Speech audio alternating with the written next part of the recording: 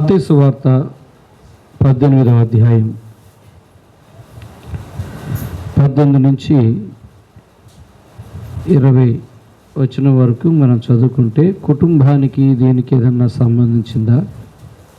ఎందుకంటే మన అంశమేమో ప్రార్థన కుటుంబానికి పునాది లాంటిది అని మనం పెట్టుకున్నాం. కాబట్టి ఈ వచనంలోంచి కుటుంబ సంబంధమైన ప్రార్థనకి ధ్యానం చేద్దాం. భూమి మీద మీరు వేటిని బంధింతురో అవి పరలోకమందును బంధింపబడును, భూమి మీద మీరు వేటిని విప్పుదురో అవి పరలోకమందును విప్పబడునని మీతో నిశ్చయముగా చెప్పుచున్నాను.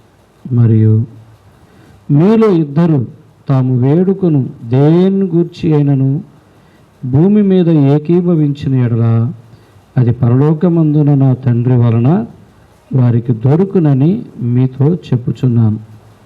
ఏలైనగా ఇద్దరు ముగ్గురు నా నామమున ఎక్కడ కూడి ఉందరో అక్కడ నేను వారి మధ్య ఉందునని చెప్పాను. సో దీన్ని మనం కుటుంబానికి ఎలా ఆపాదిస్తున్నానో మీరు జాగ్రత్తగా వినండి. సహజంగా మనం సంఘంగా కూడుకునేటప్పుడు ప్రార్థనకి సుమారుగా ఒక 2-3 పైనే ఉంటాం, 5 కంటే పైనే ఉంటాం, 10 మంది ఉండొచ్చు. కానీ కుటుంబంలో 2 లేక 3 అంతేనా? కుటుంబంలో ప్రార్థన చేసుకునేటప్పుడు ఎంతమంది ఉంటారు? 2 లేక 3. 2 అంటే కనీసం భార్యాభర్తలు, 3 అంటే లేదా పిల్లోడు, ఇంకా ఉంటే 2-3 పర్వాలా. తక్కువ సంఖ్య కూడుకునేది ఎక్కడ అంటే కుటుంబంలో. దేవుడు ఏమంటున్నాడంటే అలా 2-3 కూడి ఉన్న చోట నేనుంటానన్నాడు.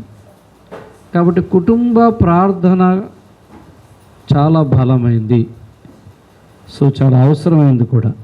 నేను దీన్ని చక్కగా విడమర్చి చెప్తాను. చూడండి, 18వ వచనంలో మనం ఏం చూస్తున్నామంటే భూమి మీద మీరు దేనిని విప్పుదురో అది పరలోకమందును విప్పబడును అంటున్నాడు. అంటే 18వ వచనంలో దేవుని శక్తిని మనం చూస్తాం.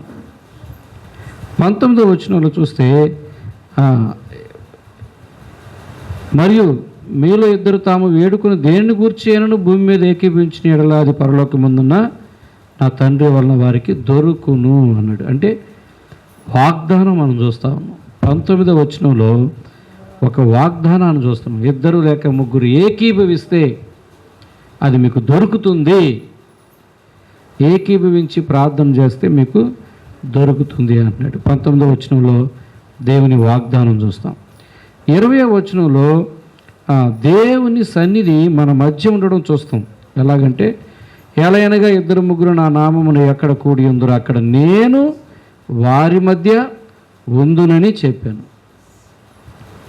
సో ఇక్కడ దేవుని సన్నిధి వారి మధ్యకి రావడం, దేవుని శక్తి చూస్తాం, దేవుని వాగ్దానాన్ని మనం పొందుతాం, దేవుని యొక్క సన్నిధి కూడా మన మధ్య ఉండడం మనం గమనిస్తాం. కాబట్టి కుటుంబంలో ప్రార్థన కలిసి చేయడం అనేది చాలా ఆవశ్యకం. దేవుని శక్తిని చూడగలుగుతాం.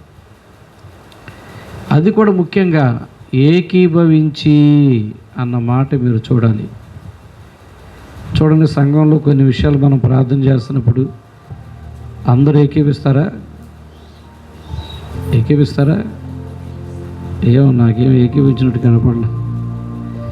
అందరూ ఏకీపించరు. కొంతమంది ప్రార్థనలో ఏకీపిస్తూ ఉంటే కొంతమంది ఏమో ఏదో ఆలోచిస్తూ ఉంటారు. ఏక మనసు అనేది కష్టం. ఇంతమందిలో అందరూ ఏక మనసు వస్తే చాలా గొప్ప విషయం. అది సాక్షాత్తు ఒక భయంకరమైన అద్భుతం జరుగుద్ది. మేడపై గదిలో ఆ రోజు 120 మంది ఎదురు చూస్తూ దేవుని ఆత్మ కొరకు ఎదురు చూస్తూ ప్రార్థన చేశారు ఏక మనసుతో. ఎంత అద్భుతం జరిగిందో మనకు తెలుసు. సో కనీసం సంఘంగా అందరూ ఏకీభవించలేకపోవచ్చు కొంతమంది, కానీ కుటుంబంలో ఉన్న 2 ఏకీభవించవచ్చా? 2 లేదా 3 కుటుంబంలో చేసుకునేటప్పుడన్నా ఒక విషయం గురించి మీరు చేస్తున్నప్పుడు మిగిలిన ఏం చేయాలి? ఏకీభవించాలి. ఏకీభవించకపోతే ఆయన సన్నిధి మన మధ్యలో ఉండదు. ఏకీభవించే మనుషుల మధ్య, ఏక మనసు కలిగిన మనుషుల మధ్య దేవుడు ఉండడానికి ఇష్టపడతాడు. అందుకే సంఘంగా అంటే ఇప్పుడు చూడండి, మీరు ఇక్కడ కూర్చున్నారు, అక్కడ వాళ్ళు కూర్చున్నారు, పిల్లలు ఎక్కడ, తల్లిదండ్రులు అక్కడ, అలా కూర్చున్నారు. అదే మీరు ఇంట్లో అయితే ఎదురు బదురు పక్కనే కూర్చుంటారు.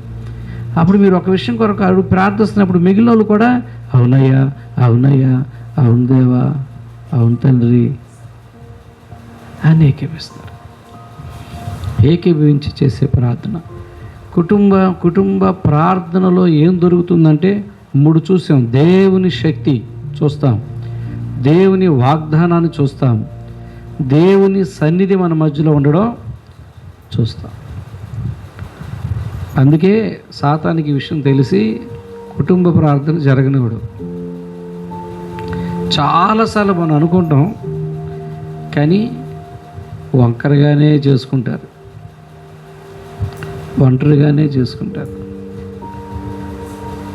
కుటుంబంలో కలిసి కనీసం 2 చూసారు. దేవుడికి కూడా తెలుసు కాబట్టి ఈ పరిస్థితులు, సాతాను ఎలాగ మోసం చేసి ఇబ్బంది పెడతాడో తెలుసు కాబట్టి ఆయన ఎక్కువ మంది చేపల ఏమన్నారు, 2.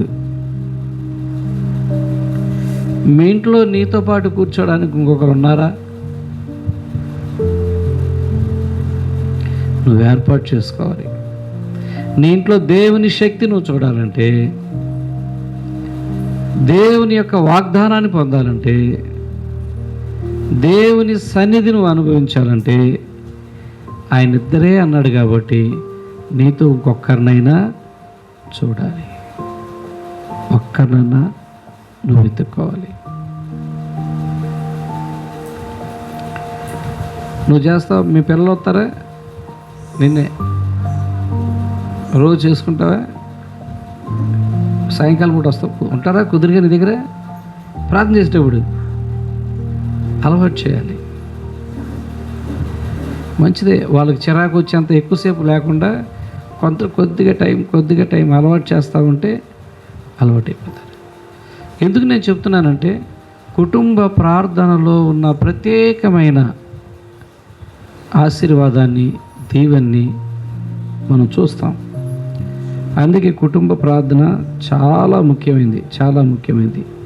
ఇకపోతే మనం ఇక్కడ చూసాం, ఆసక్తితో ప్రార్థించే కుటుంబాల్లో దేవుని దూతలు ప్రత్యక్షమవుతారు. అర్థమైందా? మీ ఇంట్లో ఎంతమంది కొడుకుంటారు రోజు? ఎన్నోగా ఇప్పటి నుంచి ఏం చేసుకుంటారా? చేసుకుంటే ఏముంటుంది? దేవుని శక్తి, దేవుని వాగ్దానం, దేవుని సన్నిధి. కనీసం మీ నాన్న డ్యూటీకి వెళ్ళి లేటుగా వచ్చిన మీ అమ్మతో మీరు ఏకీపించవచ్చుగా. అమ్మ, దేవుడు 2 అని చెప్పాడు యేసయ్య, కనీసం 2 అన్నాడు, చెల్లి రాకపోయినా మనిద్దరం చేద్దామమ్మా అని అనాలి, లేదా అక్క రాకపోయినా మనిద్దరం చేద్దామమ్మా అనాలి. అర్థమైందా? అమ్మా నాన్న చేసుకుంటున్నారా? 2 వాళ్ళు ఏకీపించారు, మీరు కూడా ఏకీపించాలి. అర్థమైందా? ఎందుకంటే కుటుంబంలో ప్రార్థన అలాగ జరిగితే దేవదూతలు దర్శనమిస్తారు. చాలాసార్లు దేవదూతలు అలా దర్శించినప్పుడు ఏమనుకునేవాళ్ళు అంటే, యేసుప్రభువే దర్శనం ఇచ్చి అనుకునేవాడు కొంతమంది. ఎందుకంటే దేవదూతలు దర్శనం ఇచ్చిన ప్రత్యక్షమైన ఎలా ఉంటారంటే, తెల్లటి బట్టలు వేసుకొని గొప్ప వెలుగుతో వాళ్ళు వస్తారు. చాలామంది యేసుప్రభువే అనుకున్న పర్లేదు, తప్పేం లేదు. ఎందుకంటే దేవుడు దూత వస్తే దేవుడు వచ్చినంత భాగ్యమే. దీనికి మీకు ఒక ఉదాహరణ చెప్తాను చూడండి. అపోస్తుల కార్యంలో 10వ అధ్యాయం 1, 2, 3 ఈ 3 వచనాలు మనం చూస్తే అక్కడ కొర్నేలి అనే ఒక వ్యక్తి ఉంటాడు. కొర్నేలి అనే వ్యక్తి ఉంటాడు. ఆయనకున్న గుణగణాల గురించి అక్కడ అన్ని రాయబడతాయి. నేను దాన్ని వివరంగా క్లుప్తంగా చెప్తాను. కొర్నేలి ఎలాంటి వాడంటే భక్తిపరుడు అని రాస్తుంది. కొర్నేలు ఎలాంటి వాడు? భక్తిపరుడు. ఇంకా రెండవది, ఇంటి వారందరూ కూడా భయభక్తులు గలవారు. కొర్నేలే కాదు, ఇంటి వారందరూ కూడా భయభక్తులు గలవారు. ఇంకా మూడవది ఏంటంటే, ఎల్లప్పుడూ దేవునికి ప్రార్థన చేయవాడంట. అంటే వాళ్ళ ఇంట్లో రోజు ఏం జరుగుద్ది? మీ ఇంట్లో జరుగుతుందా? ఎవరెవరు చేసుకుంటారు? మీ అమ్మ, మీ నాన్న, మీ అమ్మ చేయదా? మరి ఎందుకు చెప్పట్లే మీ అమ్మ గురించి? నువ్వు మా నాన్న అమ్మ అంటున్నావు, నేను మా తమ్ముడు అంటున్నావు. మీ అమ్మ నువ్వు మీ తమ్ముడు ముగ్గురు చేసుకుంటారా? అది అలా చెప్పాలి, మంచిది. అలాగే ప్రతిరోజు చేసుకోవాలి. కొర్నేలు అనే వ్యక్తి ఎలాంటి వాడంటే భక్తిపరుడు, ఇంటి వారందరూ కూడా దేవుని యందు భయభక్తులు కలిగిన వారు, ఎల్లప్పుడూ ప్రార్థన చేసుకునేవారు. ఇలాంటి ఒక అలవాటు ఉన్న ఇళ్లలో దేవదూతలు తిరుగుతారు. మీకు సంతోషంగా ఉంటే చప్పట్లు కొట్టండి. పూనం కూడా చెప్తాలే, దయ్యాలు కూడా తిరుగుతాయి చేసుకోకపోతే.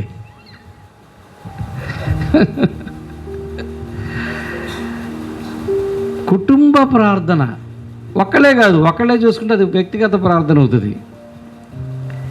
మీకు తోడు ఇంకొకళ్ళు ఉండి కాసేపైనా చేసుకోగలిగితే మీ ఇంట్లో దేవుని శక్తి, దేవుని వాగ్దానం, దేవుని సన్నిధి, ఇది మాత్రమే కాకుండా దేవదూతలు తిరుగుతూ ఉంటారు. నాకు అది చాలా చెప్పగలను ఆ అనుభవాలు. అందుకే మా పిల్లలను కూడా పొద్దున్నే దగ్గర పెట్టుకొని ఏదో కాస్త అట్ట బ్రతులు అడుగుని కూర్చోబెట్టుకొని చేసుకుంటాం, అందరూ కలిసి చేసుకుంటాం. ఎందుకంటే దేవుని దూతలు దిగి వస్తారు. మీరు 3వ వచనం చదవండి, అక్కడ ఏం రాయబడింది? అపోస్తలుల కార్యం 10వ అధ్యాయంలో, పగలు ఇంచుమించు 3 గంటల వేళ దేవుని దూత అతని యొద్దకు వచ్చిందంట. చాలు, ఇంటికి వచ్చేసింది దేవుని దూత. ఎందుకంటే ఏ ఇంట్లో ఇద్దరు ఏకీభవించి, ఇంకా ముగ్గురు అయితే ఇంకా బాగుంటుంది, ఇంకా నలుగురు పిల్లలు అంటే నలుగురు కలిస్తే బాగుంటుంది. మీ ఇంట్లో ఇద్దరే చేస్తున్నారు, మీ ఇద్దరు పడుకుంటున్నారు. మీ నలుగురు కూడా కలిస్తే, మీ అమ్మ మీ నాన్నతో పాటు మీరు కూడా ఏకీభవిస్తే, అది దేవుని దూత సంచరిస్తాడు. కాబట్టి దేవుని దూత ప్రత్యక్షం అవడం మనం చూస్తూ ఉన్నాం. ఇంకా ఇంకోటి ఏంటంటే కుటుంబాన్ని ప్రార్థనలో కొర్నేలు లాంటి వాళ్ళు ఎప్పుడు కూడా కుటుంబాన్ని ప్రోత్సహించాలి. ఇప్పుడు కొర్నేలు భక్తిపరుడే, కానీ ఏం చేశాడు? తన కుటుంబం అంతటిని కూడా దేవుని యందు భయభక్తులు కలిగి ఉండేలాగా ప్రోత్సహించాడు. ఒకవేళ మీ ఇంట్లో మీ అమ్మ ప్రార్థనా పరురాలైతే ఆమె పిల్లలను కూడా ప్రోత్సహించాలి. మీ అమ్మ మీ నాన్న మీకు ఎప్పుడు చెప్పలేదా రమ్మని, ప్రార్థన చేసుకుని లేకుండా రండి అని ప్రోత్సహించాలి. ఒకవేళ తండ్రి అయితే ఆయన ప్రోత్సహించాలి, తల్లి అయితే తల్లి ప్రోత్సహించాలి. ఎవరో ఒకరికి ఆ భారం ఉంటుంది, ఆ ఆశ ఉంటుంది, అలా చేసుకునే అలవాటు ఉంటుంది. కాబట్టి వాళ్ళు ఒకలే కాకుండా, ఒంటరిగా కాకుండా యేసయ్య చెప్పినట్టుగా ఇద్దరు, కనీసం ఇద్దరు, నీకు ఇంకొక మనిషిని, నీ ఇంట్లో ఒక్కరిని నువ్వు దగ్గర చేసుకో. ఇద్దరు ప్రార్థన చేసి చూడండి. ఏమండి, కుటుంబాన్ని ప్రార్థనలో అలా ఎవరో ఒకరు ప్రోత్సహించాలి. ప్రోత్సహిస్తే కూర్చుంటారు. ఫస్ట్ టైంలో ఏంటంటే ఎక్కువసేపు అయితే వాళ్ళు వెళ్ళిపోతారు. వాళ్ళు కొద్దిగా టైం పెంచుకుంటూ వెళితే అలవాటు అయిపోతారు. కూర్చొని ప్రార్థన చేద్దామని కూర్చొని లూజియాని కూర్చోబెట్టాను, 5 నిమిషాలు వేసి మంచిలు తాగుతారని వెళ్ళిపోద్ది. అక్కడక్కడ ఒకటి తలుపు దగ్గర, ఏ రావే ప్రార్థనగా వస్తున్నానులే అంటది. సగం చదివేసిన తర్వాత అప్పుడు వస్తుంది. మా అబ్బాయి ఎలాగ చేస్తాడు, ఆ సుతులు పుస్తకం దిగిన అబ్బో 100 చెప్పేదాకుండా 50 దాకా ఎగ్గొట్టేస్తాడు. ఎటు తిరిగి తలుపు తిరిగి కదా మంచిలు అంటాడు, అది అంటాడు ఇది అంటాడు. ఇది అరగంటకే 50 దాటిపోయారంటే దగ్గర పడిదని వస్తాడు. మళ్ళీ ఏం చేస్తాం, అట్టగే మరి అలవాటు చేసుకోవాలంటే కాస్త అలా పిల్లల్ని ఎక్కువగా విసిగించకుండా కూడా దగ్గర చేసుకోవాలి. ఎందుకు పిల్లల్ని ప్రోత్సహించాలి? ఎందుకు పిల్లల్ని ప్రోత్సహించాలంటే పిల్లలు కూడా దేవుని శక్తితో విశ్వాసంతో ఏమైనా చేయగలుగుతారు. వాళ్ళ వలన కూడా అవుతుంది, చాలా కార్యాలు సాధ్యమవుతాయి. చెప్తాను నేను చివరిలో ఒక ఉదాహరణ. అందుకే దేవుడు ఏం చేశాడంటే కుటుంబంలో ఒక నియమం పెడుతూ వచ్చాడు ప్రార్థన విషయంలో. ఉదాహరణకి పాత నిబంధనలో మనం చూస్తే ద్వితీయోపదేశకాండం 6వ అధ్యాయం 6-7 వచనాల్లో ఏమని చెప్తాడంటే, నేడు నేను చెప్పిన ఈ సంగతులు మీ పిల్లలకు మీరు బోధించండి అంటాడు. ఎవరికి ఇస్తున్నాడు బాధ్యత? తల్లిదండ్రులకి. నేను చెప్పిన సంగతులన్నీ మీ పిల్లలకి మీరు బోధించాలి. వాళ్ళ ఇంట్లో ఉన్నప్పుడు, లేకపోతే మీరు వెళ్తున్నప్పుడు కట్లు వాళ్ళకైతే యూదులకైతే ఇక చాలా రకాలుగా ఉంటాయి. ఇప్పుడు మనోళ్ళు తాళ్ళు గీళ్ళు కట్టుకున్నారు చూడండి, అట్టాలు దేవుని వాక్యాలు కట్టుకుంటారు, రిబ్బన్లాగా కట్టుకుంటారు, పట్టిల్లాగా కట్టుకుంటారు, బెల్ట్లాగా అలా కుట్టించుకుంటారు కొన్ని డ్రెస్సుల మీద. మీ పిల్లలకు నేర్పించండి అన్నాడు. చూడండి, అపోస్తుల కార్యం 12వ అధ్యాయం 13వ వచనంలో సంఘ ప్రార్థనలో కూడా పిల్లల్ని ప్రోత్సహించి కూర్చోబెట్టాలి, అలవాటు చేయాలి. ఇక్కడ అలవాటు అవ్వాలంటే ముందు ఎక్కడ అలవాటు అవ్వాలి? ఇంట్లో అలవాటు అవ్వాలి. ఇంట్లో ప్రార్థనలో కూర్చోవడం అలవాటైతే ఆటోమేటిక్గా సంఘంలో కూడా వాళ్ళు కూర్చోగలుగుతారు. కనీసం అట్లా పడుకున్నా పడుకుంటారు వచ్చి. మాకంటే అలవాటు ఉంటే చాలు.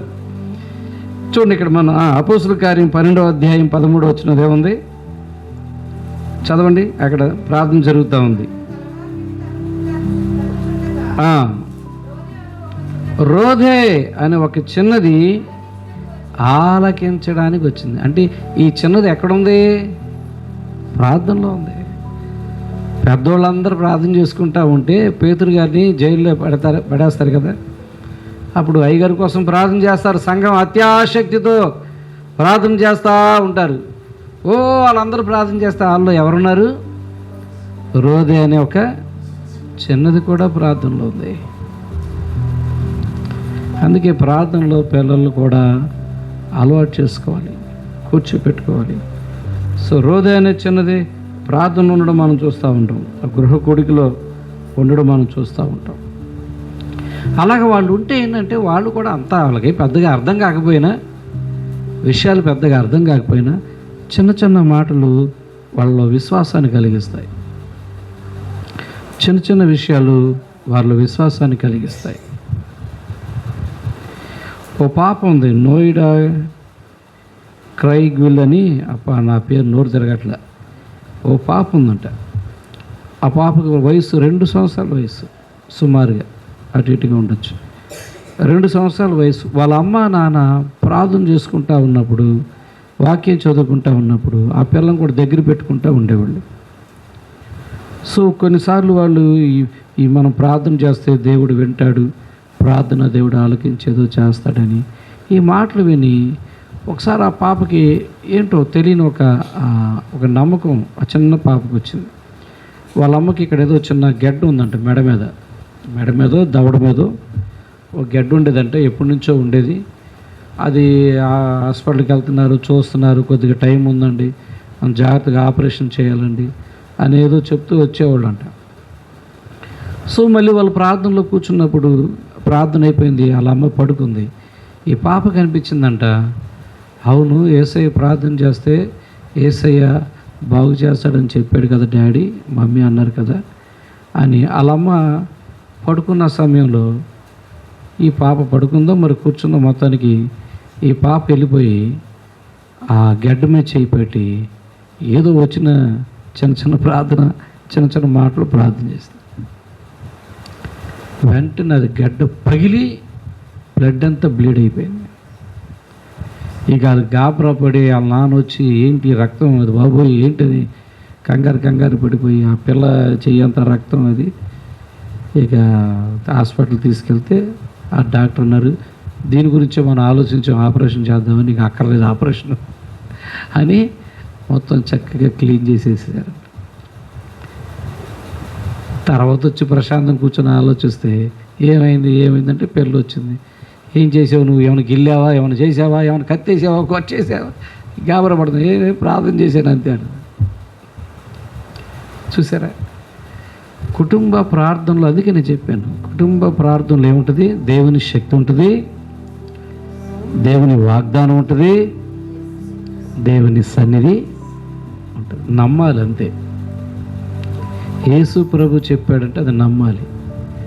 యేసయ్య మాట మనం నమ్మాలి. ఆయన అన్నాడు, ఎక్కడ నా నామమున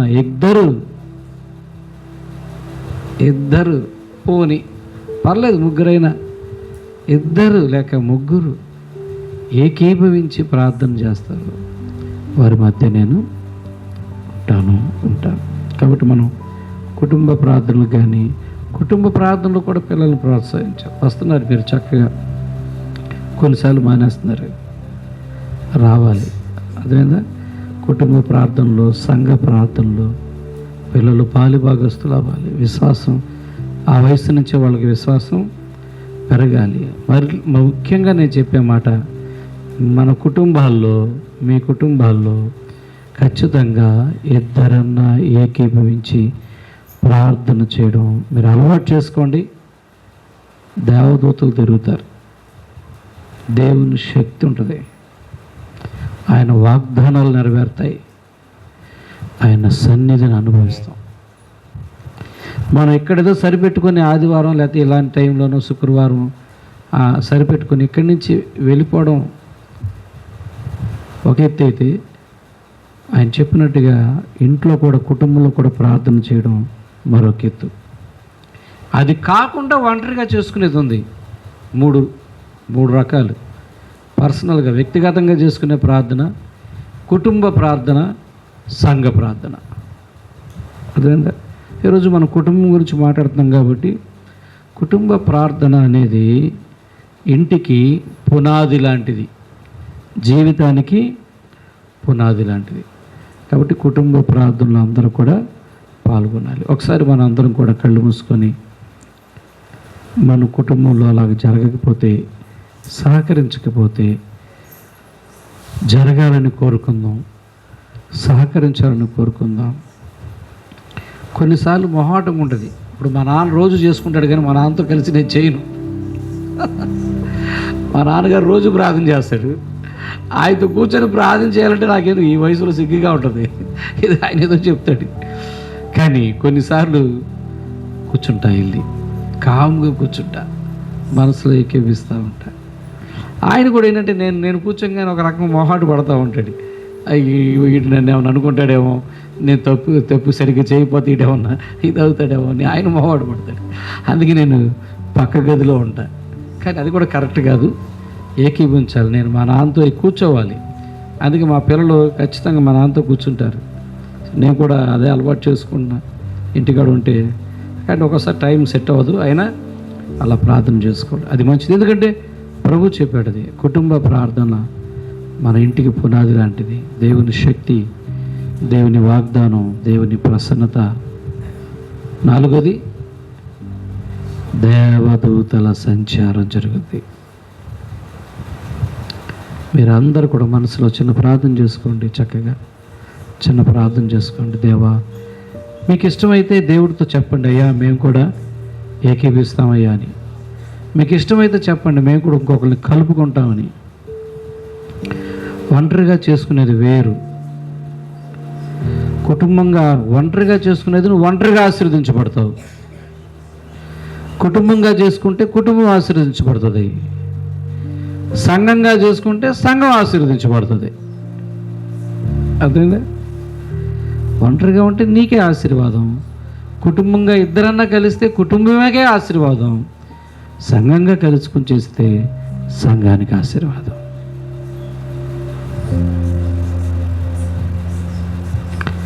ఈరోజు ఒక చిన్న ప్రాక్టీస్ చేద్దాం. మనం ఈరోజు ఒక చిన్న ప్రాక్టీస్ లాగా చేద్దాం.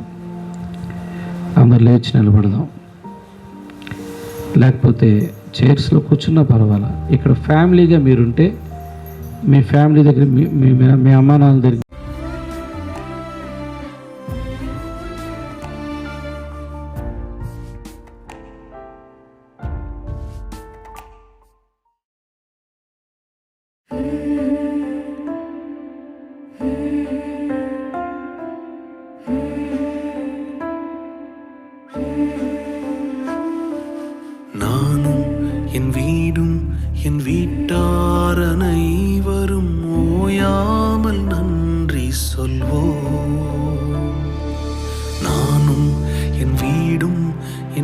கேட்டார் அனைவரும் ஓயாமல் நன்றி சொல்வோம். ஒரு கரு போல காத்தீரே